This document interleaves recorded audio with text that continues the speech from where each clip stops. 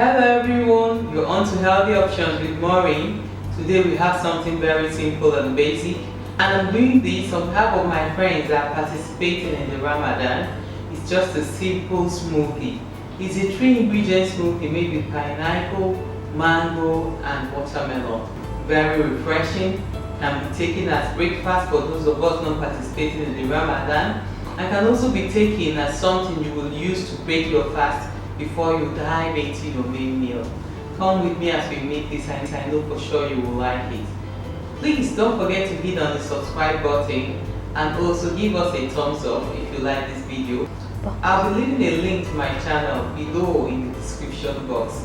Please don't forget to check it out. Thank you. So for our mango, pineapple and watermelon smoothie, we'll be needing some mango chunks, some watermelon chunks, and some pineapple chunks. And like you know, smoothie making is the easiest thing. Once you get your fruits prepped, you can actually add on a touch of lime too after you're done making this recipe if you like. So the first thing going into our blender is the watermelon. The watermelon goes in, and then I'm going to start blending this just so it releases some of its juices. Just a rough blend of a few seconds is all I want. Then the next thing that goes in will be our mango. The mango chunks go in, and then last but not the least, the pineapple. So I just placed the lid on the blender and I'm going to blend.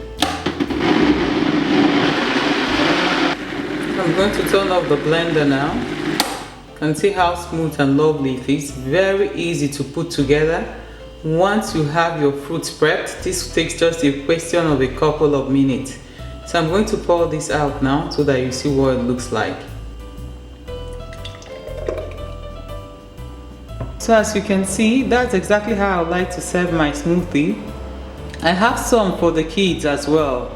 This is one of their favorite smoothie, so I assure you that when you make it, everyone at home will enjoy it.